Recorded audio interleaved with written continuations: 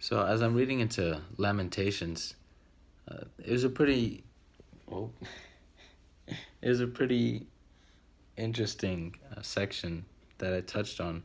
I think a lot of people might be, well, whoever might be familiar with parts of the Bible, maybe the language of the church, they might hear that God gives new mercies every day.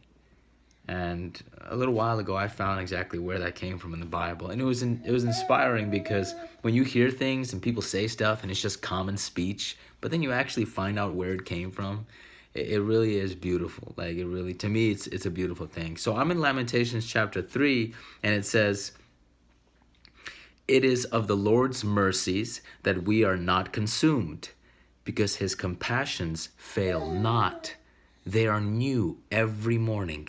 Great is thy faithfulness." That's Lamentations chapter 3, verse 22 and 23. This is Jeremiah is writing this. This is basically him claiming the truth of God over Israel. He personified the country and the people of Israel in this speech as if the land itself and the nation itself is speaking its agony unto God, saying, "God, you've punished us. You've allowed you've allowed your punishment to fall on us." And I'm paraphrasing, but Lamentations is basically this big weeping that Jeremiah is doing as if in the place of Israel, because Israel didn't really do much repentance towards until the very end. They went through all their suffering. They rebelled, and some people wept uh, because of the sin. Most just wept because of the destruction. See, there's sometimes people that might be sad because they get in trouble, but then there's those that are sad because they caused trouble. And in the Bible, it talks about, uh, worldly sorrow that leads to death and godly sorrow that leads to life. A lot of people have worldly sorrow, even when they come to church, they are only expressing worldly sorrow. And it leads to death because it's the sorrow of getting caught, not the sorrow of doing wrong.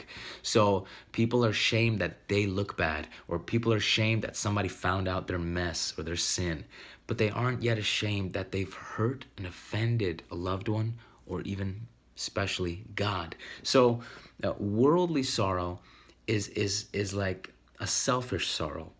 It's sadness because now you are not all that in a bag of potato chips before all your friends.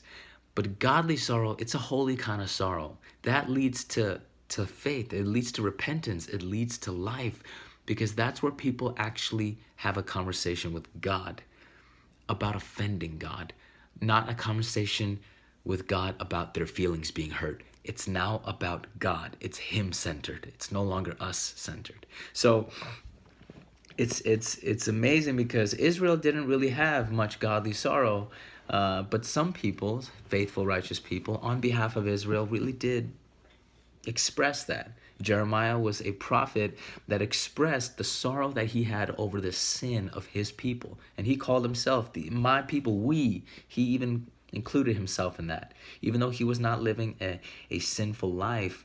He still related very closely to the people of Israel. He was an Israelite. So he said, we have sinned. So it's even after saying, God, you've punished us. You've broken down our walls. You've brought all this calamity on us.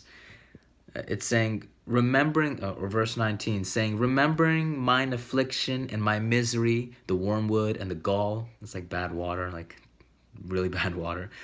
My soul hath them still in remembrance, and is humbled in me. This I recall to my mind. Therefore have I hope. It is of the Lord's mercies that we are not consumed, because his compassions fail not. They are new every morning. Great is thy faithfulness. The Lord is my portion, saith my soul. Therefore will I hope in him. And it's talking about God's portion. Israel's portion was really the Lord. Israel was the people of God. And they had an inheritance, which is God. Their greatest inheritance was not stuff and things. It was actually God himself. He dwelt among his people. And now when you turn to Christ, God is now your God, and he is now your inheritance. It's an incredible inheritance. Like, there's people that fight over inheritances. There's family members that fight over that stuff. But Man, there's no greater inheritance than Jesus Christ, the Lord of all glory, in you. What a great inheritance! But I was looking at the next following verses, and it says in verse 25, "The Lord is good unto them that wait for him, to the soul that seeketh him." Verse 26, "It is good that a man should both hope and quietly wait for the salvation of the Lord." And that touched my heart because I was asking God just now, and I felt like, God, right at this moment, I'm not going through one of those. In my relationship with you, I'm not going through this waiting period of a salvation from any issues that I'm going through right now. That's not really where I'm at right now. And there will be, I'm definite about that. There's always going to be hills and valleys. I'm not in a valley right now. I'm not. And if I'm totally blind to that, God can easily open my eyes. But I'm going through my own struggles and issues, but I'm not in a valley waiting to be saved from something like that right now. But I know others that are. So I was trying to see, like, God, how do I pray this in my life? How do I pray over this, even though I'm not currently in a valley? Even though I'm not waiting for a salvation of, like, being saved or rescued from something horrible.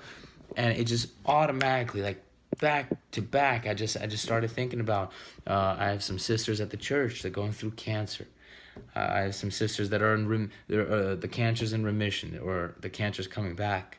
I have some people at work that I know their family have gone through a lot of trouble, disorders or strokes. I have some people that I know in my life are going through depressions that they can't crawl out of, and it's dangerous for them. And it's like, wow, I can relate to them, and I can pray that over them because they're going through some things, and they must know that it is good in God's eyes to seek God and to wait for his salvation.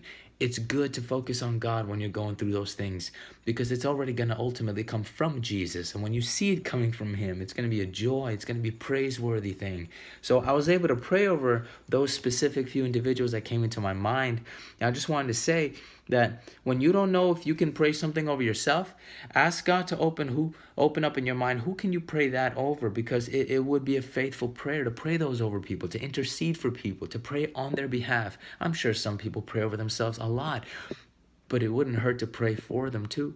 They don't have to be there. You don't have to lay hands on someone for your prayers to make sense, for them to actually be answered by God. I've seen divine healing across the country from prayers from our church. I've seen it.